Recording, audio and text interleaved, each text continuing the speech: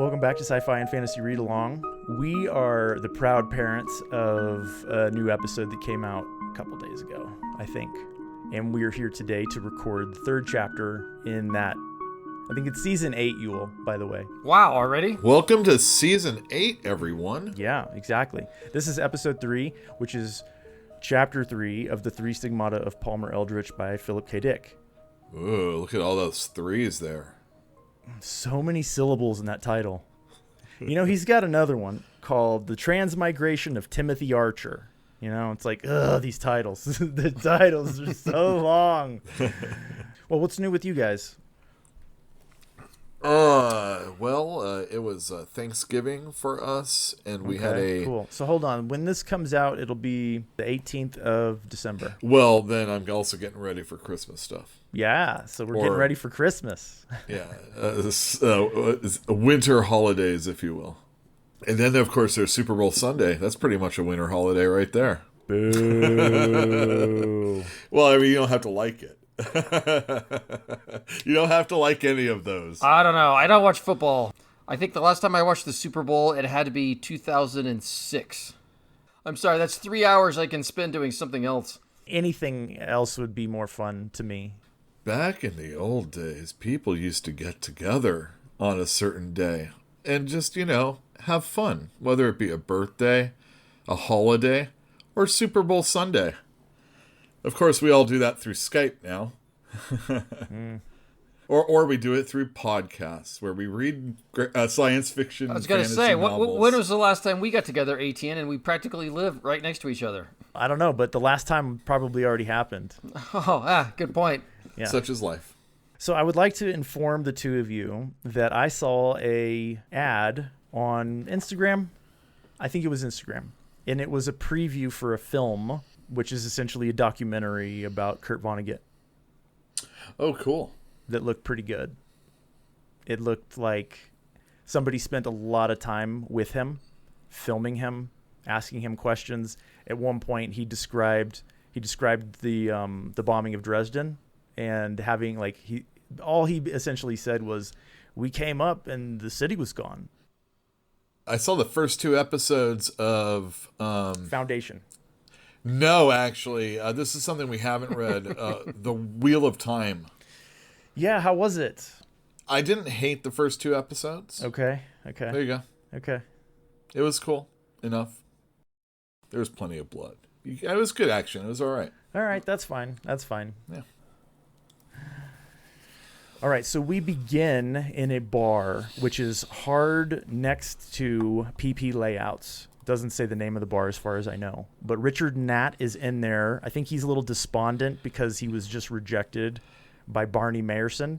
He hasn't sold those mins that he wanted to sell of his wife's work, and he's drinking whiskey sours? Yeah. Something like that? Tequila sour, yeah.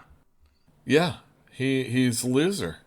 And what's he going to tell his wife? That's what I thought. He's all, this Barney Mayerson doesn't know what he's talking about, and he has it in for me because of his wife, his ex-wife. And then this dude comes up to him at the table. Not a meeting that they had planned to be there, right? No, it sounds like this guy came and sought him out. Yeah. And probably used somebody that's pre-fash, pre-cog to find him.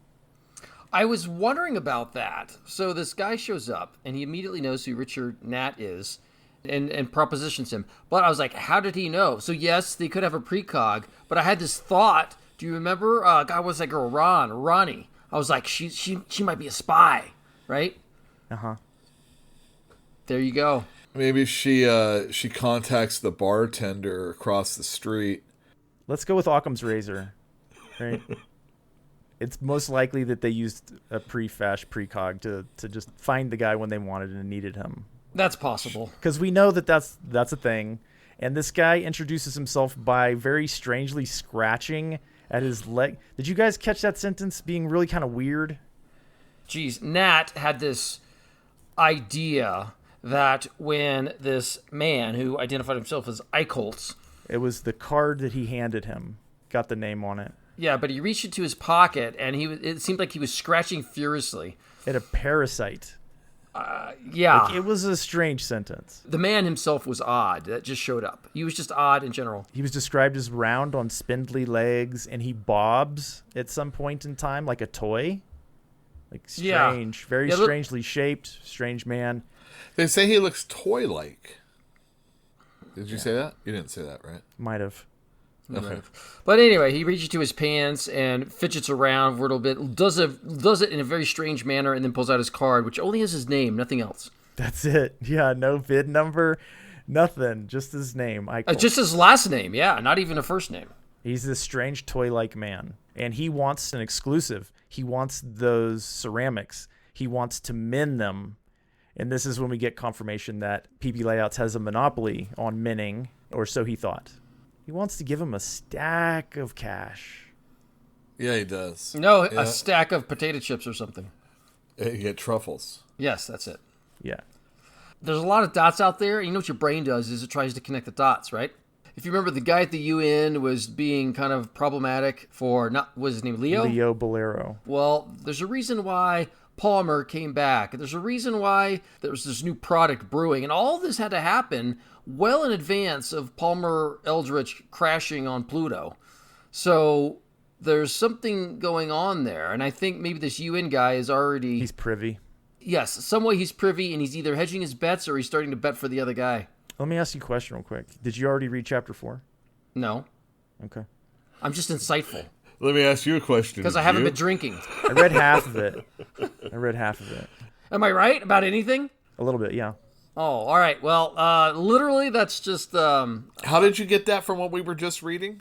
This part right here, as this guy showed up, I'm like, how? How did he even know, one, that he was there, and two, that he had all this ceramic wire when he just had that meeting? And yes, it might be a precog, but I think Ronnie's a spy, but that's just my thoughts.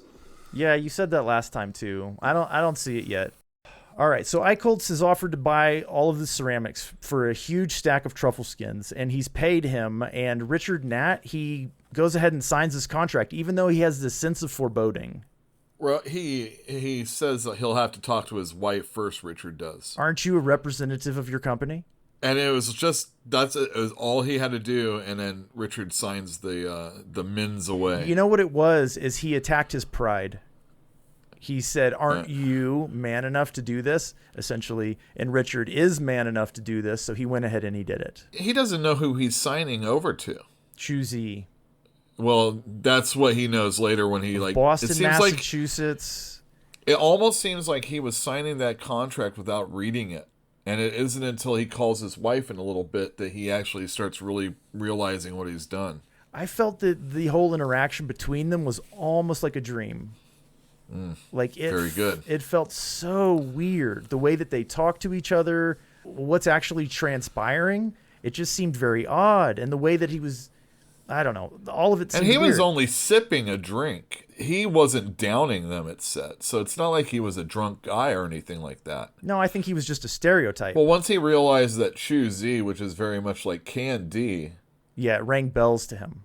He's like, oh my God, did I get us in trouble? He didn't know. He's just guessing at this point. Well, one sounds like the other. Well, sure. And there's the association with Candy and Minning and Candy and the PP layouts. And I guess everybody's kind of aware of the fact that those things are associated. So when they said choosy and he's like, you're Minning also, I wonder if those things are associated. Right. So it does seem like there's a monopoly being broken right here. That's what it seems like. Well, I also had the impression Richard was not the sharpest guy. I mean, yes, I wouldn't say greedy, but I mean, he lived in Connapt 492 on where he's hungry. Right, he wants to step up, and so he just busted a deal, and he's had this miracle, Hail Mary pass out of the blue, and he's like, I'll do it, because he didn't want to, one, he didn't want to go home a failure, but two, he probably had a lot resting on this emotionally, and so he signed a little too quickly, which I think was a little weird. It was weird that he just jumped on that deal so quickly. It very much felt like, the deal with the devil kind of situation. Yeah, it kind of did. He's down on his luck. He's given up. I thought possibly he was a prox thing. Eichholz, possibly. Oh, I didn't even think of that. Because he was described so strangely as toy-like and etc. And the scratching like a parasite, almost like, well, maybe he's not a prox thing, but maybe he's a human with a prox thing. The suggestion was put into my head. Well, you think that parasite was like a termite or something? That was Richard like Hnatt's that? mind thinking that the guy had like a skin condition or something, and so he was scratching around on his leg. Well, I think it was implying jock itch. I didn't get the jock itch thing. He said it was like a parasite, and I don't think jock itch is a parasite. I think it's a fungus, right? Well, it is. A fungus is a parasite. Could be. It's parasitic. Well, anyway, the whole thing just rang weird alarm bells to me. And it's over, right? It's over. He signed away. He got a lot of cash, and the iCult is like, you won't be getting a hold of us. If we want you, we'll get a hold of you. And he leaves. See, that was another thing. It's just kind of like, you can't call me, I'll call you. And we just signed a contract. Are we not doing business? I think it's pretty one way. All right, so Richard Hnatt goes to the phone booth in the bar to call his wife to let her know what's going on. And he's thinking to himself, hey, we've just made enough money. He reread the contract, and he's like, we just made so much money that we can go to Antarctica for a vacation for a whole week. And I'm like, that can't be that much money. And then he's like, well, we could also go get e-therapy in the Germanys. And she's like, Barney took them? He's like, no, not Barney. Somebody else. She doesn't know anything about what e-choose is either. Never heard of it. But she tells him that she does not want to get evolved. She's not interested in going to the clinics in Germany. She's not interested in having her head enlarged. She's not interested in becoming hairy all over. So, Philip, you were correct, even though I didn't, there was no way to know as far as I could tell. What was he correct about? Bubbleheads. Yeah, when Leo said that his cerebellum or whatever, his cerebral cortex, His frontal lobe. His frontal lobe had enlarged. And I'm like, what is his head bigger? I was like, it has to be. Yeah, there's not extra space in there. So if he gets that was bigger, Leo? Yeah. Leo's a bubblehead? Yeah. Leo's a bubblehead. That's funny because I was talking to my buddy Jeff, our buddy Jeff. I was telling him about Leo Bolero. Yeah. And he's all, oh, that guy that's really misshapen and like crazy looking. And I'm like, I don't remember. Everything seemed to be like from his point of view in the chapter. There's been and no I didn't description remember at all of him so far. except the bubblehead. Well, she referred to him as a bub. She never even finished That's the right. word. And then Yeah.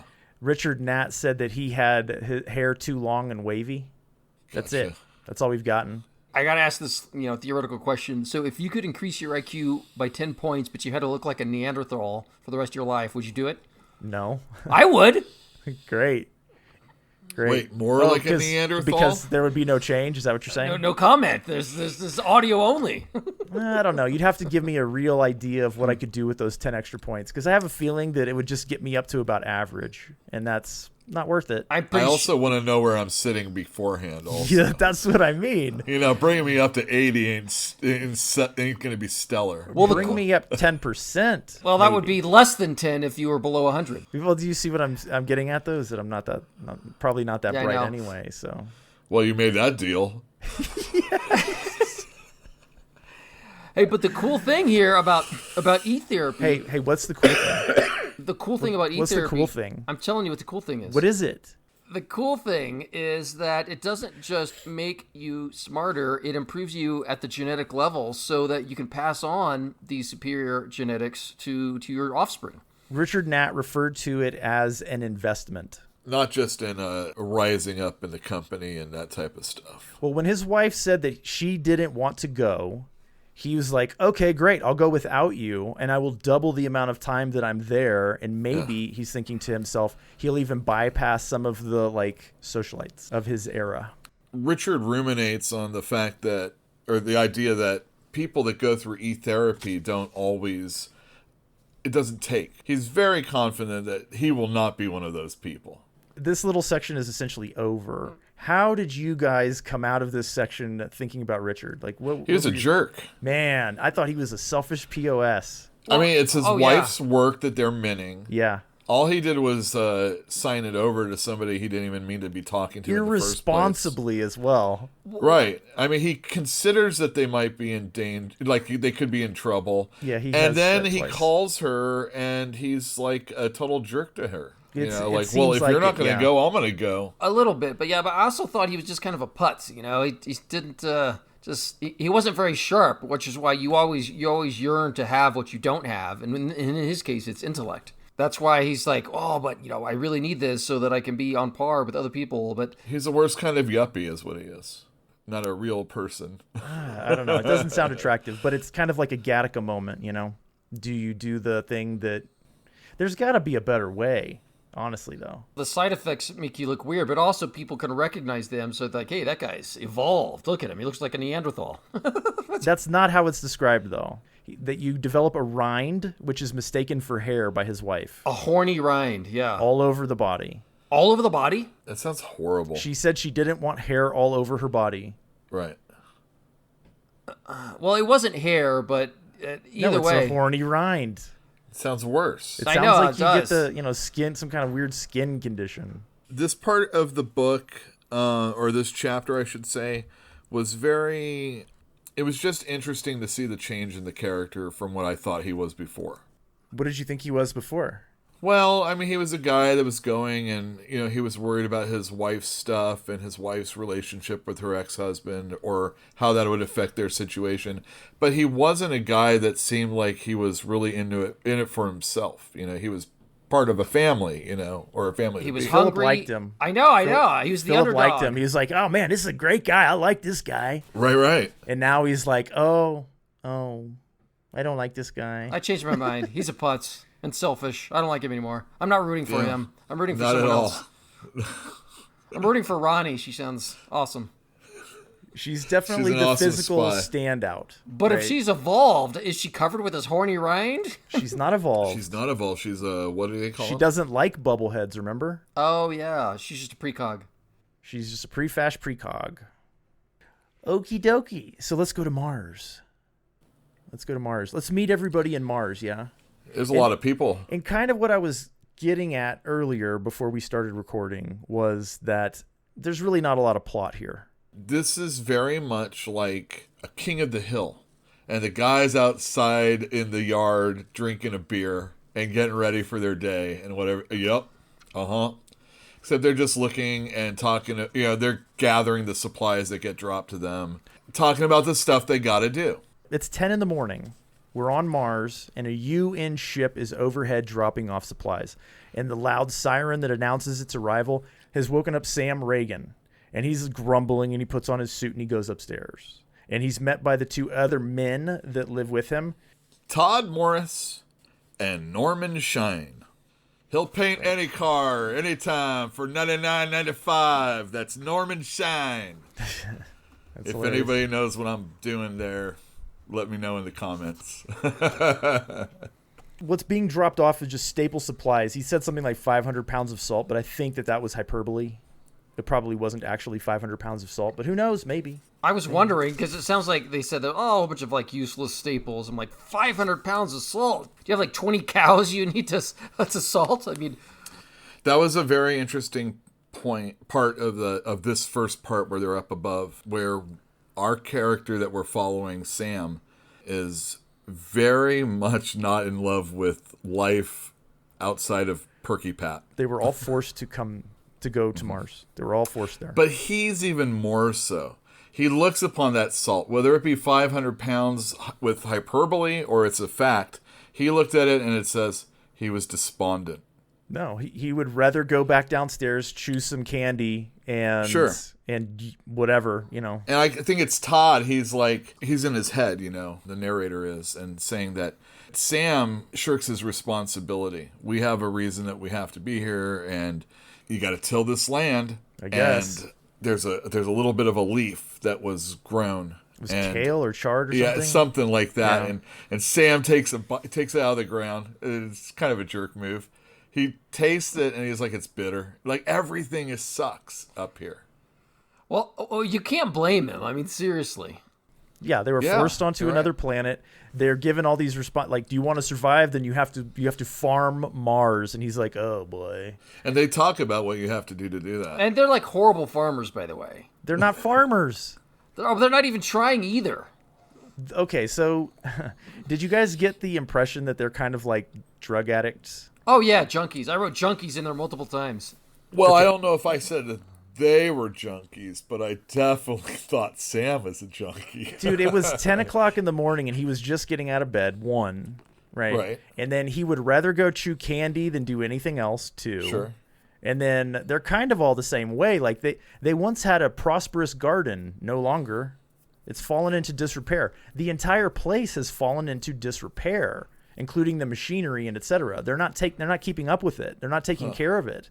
They would rather go live in their layouts downstairs. Right. Yeah, and they say, oh, well, your plants need water, but then like there's the irrigation trench that's full of sand. They're like, which it would be. And it would be. It's like, oh, we need to clean that out. And then they just have this huge mental debate. It's like an act of will to say, fine, I'll clean up the trench. But it's like any actual farmer never would have let it get that bad. You know what I mean? Right. Well, they definitely wouldn't wake up at 10 in the morning either, right? That's true. Well, I wasn't thinking they were junkies because they at least said this early in the morning. They sound like 12 o'clock drinkers, you know what I mean? You can do it at lunch. Remember, it's addictive, beforehand. though. Sure. Candy's addictive. Right. I mean, so much so that our boys like stashed a whole. So a lot of these guys have reasons for why they want something out of this package. Like our boy Sam wants to get a garage door opener because he hasn't had enough money to buy one because he spent a crap ton on candy and it's stashed away in his hovel. Right. Why did the UN ship just come and just like dump off a crate and leave? Didn't even land.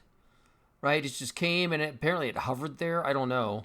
I had this thought that it doesn't land because if it did... Stowaways? Yeah, it says stowaways, or they'd hijack it or whatever else and go home.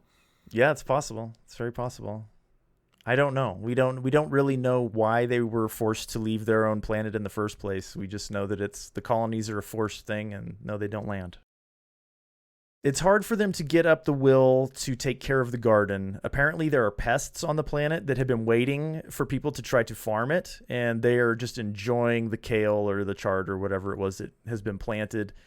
The water is all a problem, but they've resolved that they're not going to go with Sam. Sam even told him he would give him some of his stash if they came down, and like, nah, we got work to do. Yeah, they're being a little bit responsible. Yes, a little bit. But they grudgingly were responsible. So he takes off downstairs. He's going to go under the pretense of getting Fran shine and sending her up to help her husband with the water.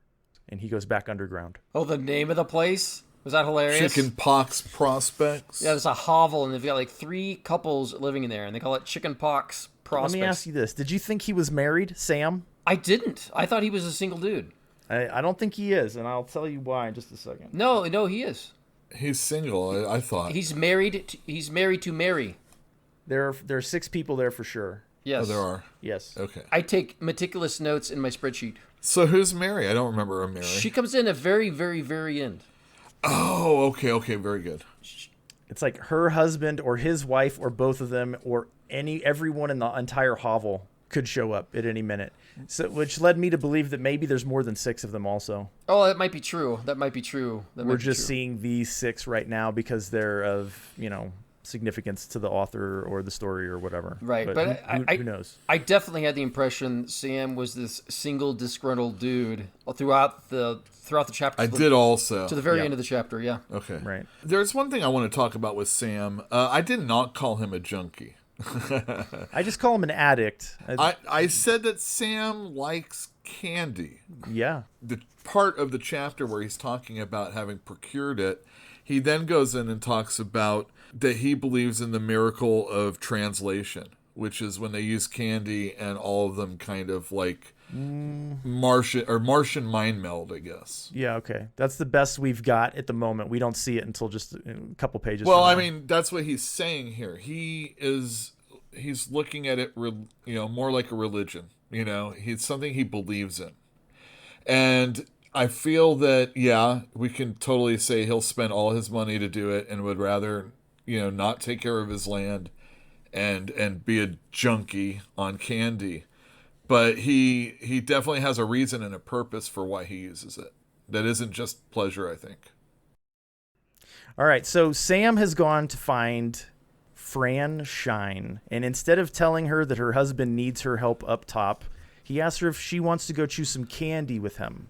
And she's like, well, it's supposed to be this like cleansing experience, so I don't think that we should do anything that we wouldn't do here in there. And she seems a little bit like... She was hesitant. She seemed to suggest that he had been pressuring her in a way that she was uncomfortable with in the past. Oh, was it pressuring her, or they had done things in the past? It seemed to me like he was trying to get something out of her, and she was feeling a little bit morally wrong about it. Well, I just think I get the impression Sam is kind of a little bit of a scumbag. So here he is. Well, she is the handsomest woman here. Is that a compliment? It is. Here. It is a compliment. It's never not a compliment. I know, but B. Arthur is the handsomest Golden Girl. You know what I mean? I don't know what you mean. Well, I always thought it meant like you're kind of... It doesn't. Oh, no? No. Okay, fine. It means attractive. Well, I think people... Yeah, I The understand. way people use it means it's... a woman who's handsome is unattractive, is what you really mean. Irregardless got into the dictionary because people are dumb. I understand that. Well, but, irregardless. Okay, so what you were saying is we're using the word as it was meant to be used, not as it is used. Well, either He way... obviously is attracted to her. Yeah, but right? he's cornered her, and now he's sort of pressuring her into chewing some candy with him, alone. Yeah, which she goes along with. Well, you know what? And when you look like Pat anyway, it really doesn't matter, you know, how handsome you are. What happens when you chew candy? Because they quickly get to the point where they are chewing candy. And it's like, it looks kind of like, I don't know, a plant material, like paperish almost. And he's had his snuck and hidden away, and he fished it out. But they're chewing candy. And very, very quickly... Basically, they transcend their consciousness, and they become Walt and Perky Pat on Earth when in their heyday, when Earth is awesome to be around. And so they literally see and think that they are Perky Pat and Walt. And not just you're in there and it's a different experience. They believe that they are those two new people. This is some crazy stuff. It is. Getting to the conversation of, well, there's actually some consciousness that's been left behind by Sam so that Walt will read it on a mirror in the bathroom when he's shaving. Right. What does it say? This is an illusion. You are Sam Reagan, a colonist on Mars. Make use of your time of translation, buddy boy. Call it Pat Pronto. Call it Pat Pronto. It was written in his own hand. It's so... And he threw it away. Straight away. Yes, he doesn't believe it. It's an illusion. He remembers a little bit that he's in a hovel in Mars, but like it's firmly believed that he is that person. He is Walt, and he's going to have a date with Pat, and it's Saturday, and he doesn't have to work, and every day is Saturday. I like how he calls her up and is like, "Come on, baby, I haven't seen you in like a week." But she remembers. She says something to him that mirrors what they said on the outside world, that they shouldn't do anything in there that they wouldn't have done, or something to that effect. He's like, remember the conversation we just had? And he's like, no, we haven't talked in a week. Yeah. So there's a thin, tenuous connection to the real world, as it were, that they could choose to ignore or they can focus on to hold on to. But it's tenuous. It's kind of obvious they keep losing themselves in their new avatar. This is better than VR. So they start talking about what is reality. And she says, I can't prove you get anything better back due to abstention. So they're talking about chewing candy and going into the layout. And abstention is the act of not doing anything. Of not doing anything, yes. Exactly. What you and other sensualists among us don't realize is that we can chew candy and leave our bodies, we die. I think she's giving a philosophical deniability to what goes on in the layout. Well, she seems to be moral and ethical because she talks about sin and then washing those sins away when she dies. And that's why she justifies it by saying when she enters the layout, she... Clean slate every time? Yep, she dies, she's come back whole. But they get into some crazy stuff. They said that, the UN has determined legally that whatever you do in the layout is stays in the layout. Whatever happens in Vegas stays in Vegas. The UN was trying to prosecute people for things that they were doing in the layouts, and they failed. They were unable to do so. So it's like it's a tenuous, unregulated area. Well, okay, so you brought us here, Yule, So Yeah. why don't we try very briefly to figure out what the heck is going on? Because they are having a religious conversation like you might have if you were at the ecumenical council and you were trying to hammer out, like, what are the rules for Christianity? Like, what does it mean to be a follower or a believer or to have faith? They're having one of those conversations. Well, I think Sam believes in this life. I guess is what I'm thinking. What is this life? The layout. He would rather be in the layout. Well, yeah, wouldn't you? If you were a forced migrant to Mars with a really bad life, wouldn't you rather be Walt all the time? Yeah, sure, I guess so. But Walt's trying to get into Pat's pants all the time. Again, wouldn't you like to be Walt? But the reality of the situation is he's trying to get into Fran's pants. That's not what we're talking about. Well, you're saying religion. Religion. You know, the truth is, I had But a hard sex is time. religion? I had a hard time understanding and following. But they were having a philosophical discussion. I just kind of phased it out because I don't care about that kind of stuff. So, but I acknowledge it existed in this chapter. I think what's going on in this section when they're talking about religion and candy and what happens is essentially they're talking about communion. Like if you want to make a parallel between Christianity and what's going on here. Because they take this substance and they eat it and then they commune with each other, right? Right. They refer to it as translation. They're being translated into another body, into another time. And when they do so, it is outside of time. It's distinctly in the past from where Earth is now. Distinctly. Like, It's not as hot. yeah, the weather was not nearly as bad. Like, they could actually go outside to the beach. And you remember, it was like at 8 a.m, they were turning on the coolers because it was so hot. And even in the when they're at the beach, Pat and Walt, Sam and Fran, they talk about how in the future it's not going to be so habitable outside. To me, it's at some point in the past that they recognize as the good old days, as it were. Yeah, the halcyon days or whatnot. They had this discussion. I thought it was interesting. They were debating, or at least discussing, whether or not they actually went and inhabited these bodies on Earth. Like, did they actually go to Earth? Transcend. I mean, it might as well be. It's no different than wanting to be there, I guess. Yeah, but they go on over the different beliefs that people have associated with the layouts and transcendence and whatever. It literally, in a way, it sounds like it's almost religious. It is religion. The drug and the layouts have become a religion. And people worship it differently. There are people who think that the accuracy of the layout determines the translation, the difference between essential and accidental. Did you guys see that? No, I don't think so. I saw some accidentals. I don't remember any essentials. Towards the end of this conversation, he says that it's very important that you are Fran, essentially Fran. And it's mentioned a couple of times, the essence thing. It's from Aristotle. I'm going to butcher this because I'm not a philosophy guy. But the essential is stuff that cannot be changed, like a cat is a cat. You know that saying, all tabbies are cats, but not all cats are tabbies? Sure. It's like that. The accident would be tabby. The essential would be cat. Got it. Things that are mutable, changeable, those are accidents. When she's discussing how large her breasts are, she's like, these aren't mine. Mine are smaller than this. That's accident. And then she gave a definition for what accident was for the colonists when they're thinking about accident. Like, they've turned it into this, like, super religious experience. And I think it's kind of understandable, but nevertheless, like Philip said just a minute ago, like, I kind of breezed through it because I'm not a big fan. But it's definitely got meaning. Like, these things are not just thrown out there. There's a reference to the past, and there's stuff going on here. You know, when we were reading Foundation, even though it wasn't meant to be, it moved along in the thousands of years and whatnot. Dude's philosophy started becoming, a religion. Yeah, sure. Can't remember the name. Harry Seldon. Harry Seldon, yeah, it just became a religion the farther on down the line. I think, especially in, like, science fiction, I think religion is very much an important part. Well, I think Philip K. Dick was of it. obsessed with religion.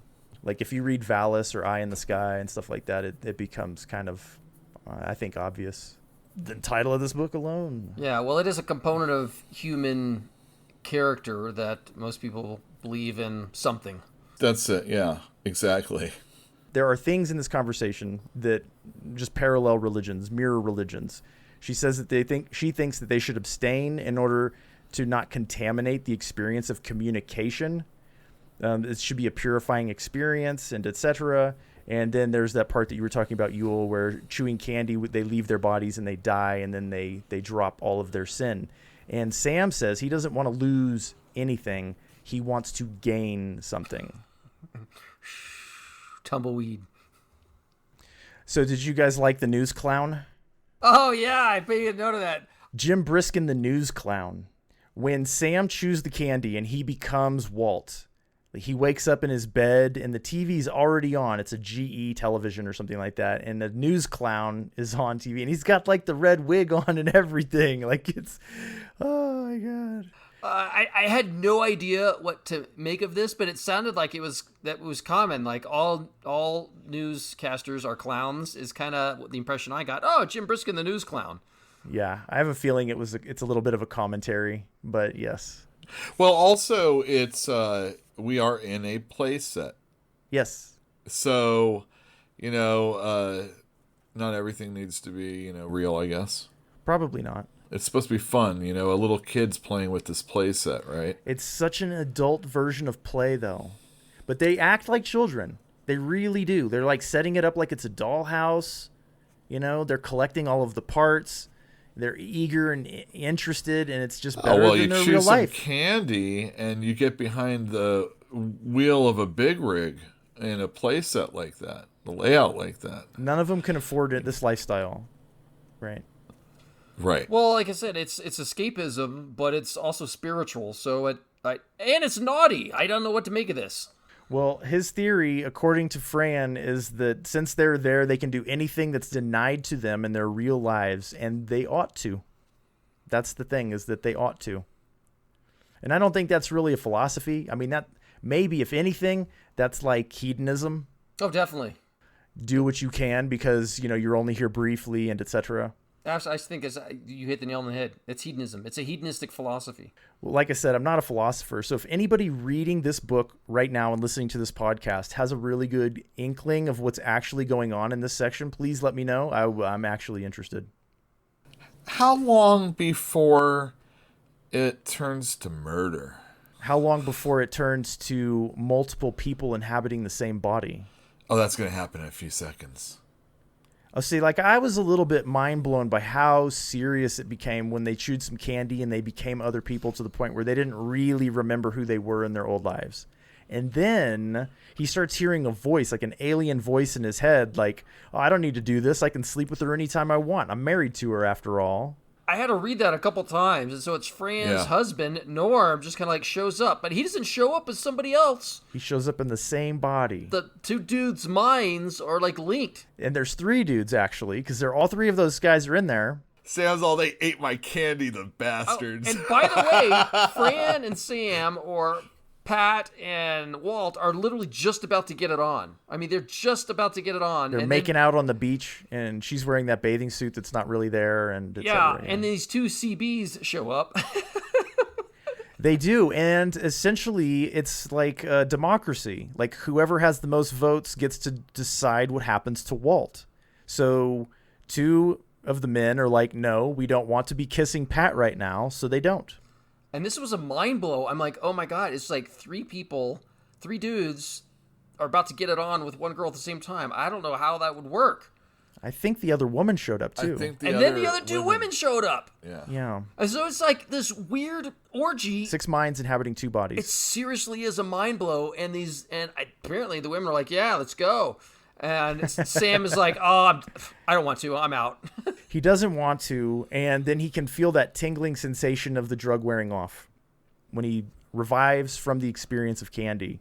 Yes. In his compartment with its tiny bed, washstand, kitchen stove, and in slumped the empty husks of Todd and Helen Morris, Fran and Norm Shine, his own wife Mary, their eyes staring emptily, he looked away appalled. I wonder if it's the first time he's seen something like that. I doubt it. I very much doubt it. Yeah, exactly. It's weird, and I just had this thought that a lot of addicts actually want to stop and they have a lot of self-loathing because they can't. And I wonder if that is a component. As into this as he is? I think it's a religion to him. And to them, it's less so. They're just having a good time. But he also strikes me as the kind of guy that would take on a religion if it can get him laid. But he invited them to come with him in the first place. I don't think that really qualifies as anything, though. All right, I'm going to tell you something. Okay. I don't know if you've ever been in a situation where your friends are doing something, like mushrooms, let's say. And you're late. It's like an hour after, maybe even, 4 hours because you had to work. And you get there and it's like, there's no way you can catch up. And since he's already come down, it's just kind of the opposite of trying to catch up. It's like, oh, they're where I was, and damn, I like being there. So the others are stuck in there while he's out coming down. True. He's coming down, and then very shortly thereafter, Fran comes down too. And the other people are still in it. Mm-hmm. Yep, for another hour or so. Fran, who is probably actually had been pretty worked up about it, says, "No, I so wanted that." She's all worked up. She's like, "Come on, let's go upstairs." She was all about how you leave your dead body here and you can do all this stuff here and it doesn't come back to the real world. And then, boom. I know. She's bringing it to the real world. There's a paradox here that I don't get. So they're all willing to have a mental orgy in the layout, and everybody's okay with it. Everyone is perfectly okay with it. But then in the real world, Fran is, concerned about doing it for real. But she's willing to do it for real. And not only willing, but kind of encouraging Sam to do it too. But they obviously want to lock the door because they don't want to get caught because they're doing something naughty. But I don't know. I don't know what to read into it other than there's mixed messages coming from Fran. Yeah, definitely. So you think Norm might not like it that she and Sam are getting it on? Maybe, yeah. He showed no indication whatsoever of any sort of jealousy. Okay, so Norm knew that it was Sam and Fran making out on the beach, right? And when he showed up inside of Walt, he was still in possession of his own identity as Sam, or as Norm. He said, "But that's my wife. I can do this whenever I want." Right? Maybe when there's more than one occupant, it's easier to obvious. maintain some self or something like that. That's what I was thinking. Okay. Because that was a question I had also. So they ran off to go and have sneaky sex, which they're doing. And while they're doing it, they're thinking, Sam is thinking about Candy and how Candy had made all of this possible. And they were going to continue to require it, I assume because they're addicted. And they were in no way free. And he didn't want to be free. We could even use a little more, is how the chapter ends. So he's open to getting an even more powerful experience, I think, is how I'm taking that. I think so. I think you're right. This chapter had all the makings of a real steamy romance novel. In fact, this whole book really has been a romance novel, is what I think we're reading here. This could turn into mystery because someone murders somebody. I don't know. You think somebody's going to get murdered? What kind of detective do they have on Mars? Oh, well, maybe they'll have a precog. Prefash coming to save the day. 6 guns shooting. Okay, so what did you guys think about the chapter? I liked it. Steamy. Yeah. I found it very difficult. The philosophy is not my strong suit. I'm not educated in that area. So when they're talking about this stuff, I know where to start looking, but I don't know. I felt like I was reading The Matrix or something like that for people that want a simplified version. I can say why that makes sense to me, and it is because I understand the Matrix is based on philosophy, but it's like the entertainment version of philosophy, and that's right. That's what this is. This is deep philosophy turned into entertainment for the masses. Are we talking about the layout or this book? This chapter in particular. There are conversations about what's actually happening to them. Do they actually go to Earth? Seems unlikely, right? But there's a whole contingent of people that believe firmly that they do. There's a little comic strip in the Dungeon Master's Guide back in the day. All the knights and the wizards and the dwarves are sitting around a table, and they're businessmen in the future that drive cars and work in a city. I don't know how that pertains, but... Well, it's escapism. I mean, we're doing it all the time. it's no different than your avatar in your video game that you were playing. It's different in the sense that they believe it. If they Yeah, wanted but to, they could forget. If you could give me a suit Yep. that touches all my nerves, right? Yeah. Okay, like just Tron style. Yeah. The thing is that Tron didn't look cool. I need some sword, battle sword. I can't remember. Sword online. It's a good story. Never mind. Shut up. Some anime. Sword Art Online is what it's called. I don't know. I like this chapter a lot. It was a mind blow because I'd been kind of wondering how candy worked or why you could only do it with Perky Pat or whatever else. And You don't have to have Perky Pat. Remember that Leo Bolero likes to do it in a void. oh, okay, yeah, fair enough. Well, okay, so it definitely has other effects, but either way, the fact that you can mentally join and experience the exact same thing was a real mind blow for me, and I was like, that was just incredible. I've never heard of anything like that before in anything I've read, and it just sounded crazy and naughty. It definitely sounded naughty. It has the great potential for naughtiness, but a nice kind of naughtiness too, because there is no actual repercussion because Pat and Walt don't really exist. Mm-hmm. I guess that would be the theory, right? The question is do Sam and Fran exist during that time? That's what the philosophy is. They're sitting there drooling that brown ooze out of their mouths, looking slack-jawed and will-less, just like all the people that Sam saw when he came to. That's what they look like. Whether or not they actually, exist when they're gone, I would say, yeah, they probably do still exist, right? Their bodies are there. It's the reason why it's important to read those notes and not just throw them away. That's what he said. Well, why would he leave that note for himself when he's like, "You are Sam Reagan"? Why would a guy who views it as like a religion and he should take advantage of the fact that he's somebody new? Like, why would he leave that note for himself? Because he has a plan. He's looking deeper than what just is on the surface. So more than sex? Well, unfortunately. He said he wanted to experience everything. He didn't just want to escape. Right. He wanted to experience. And he probably wanted to do it as Sam, not as Walt. That's better, yeah. He wanted to maintain his self when he was... He was having a conversation with Fran when he was in that world, too. Not Pat, right? She was aware of who she was as well. I wonder if they can go there permanently. I don't know. Maybe I'm making it more confusing than it really is. In a way, they kept mentally going back and forth between them real selves and their avatars. Yeah, sure. Mentally. And I mean, like, convincingly, not just I'm pretending, oh yeah, I'm Pat now. No, there were times when she really believed she was Pat. And then she goes back to realizing she's Fran. So it went back and forth. It kind of has a Groundhog Day, or that Twilight Zone it was based off of.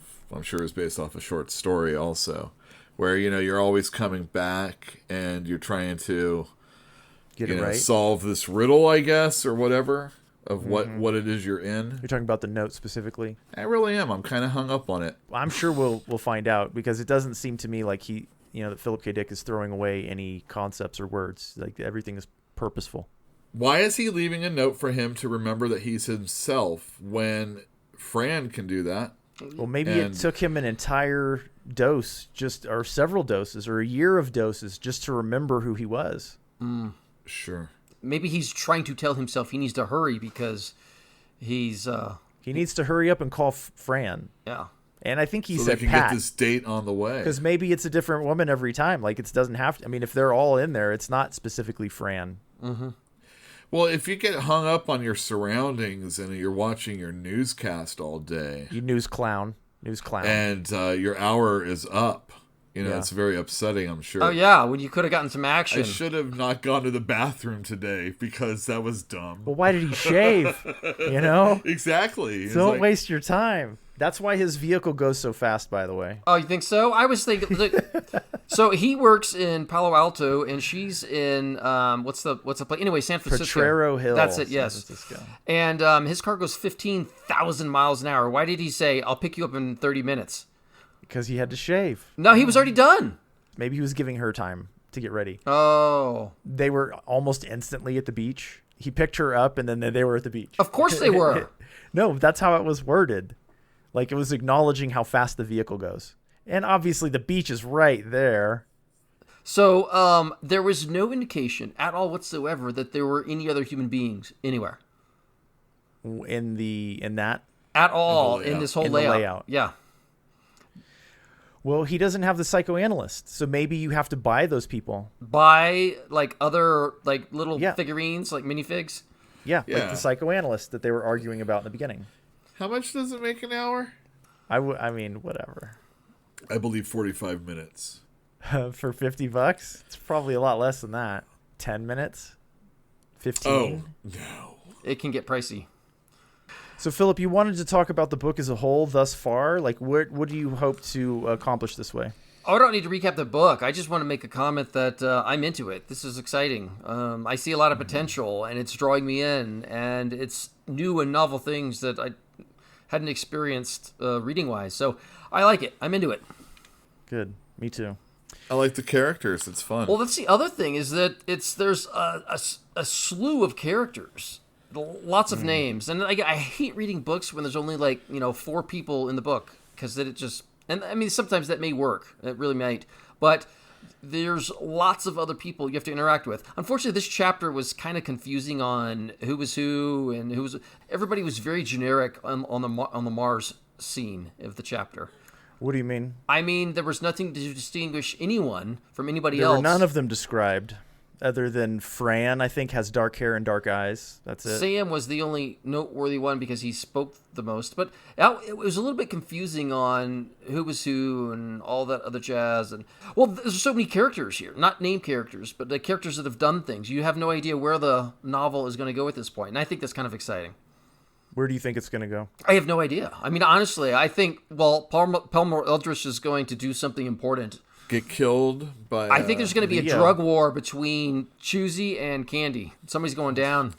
Right. And Richard Hnatt is going to be flying the freighter Did you guys notice that full of his wife's Eichholz mispronounced his name also? Yeah, he said, Nat. Same thing that happened to Barney Mayerson when the psychoanalyst briefcase. No, we did the exact same thing. You and I did, right? We were like, We all Nat. did, yeah. I don't know how to say that. Uh-huh.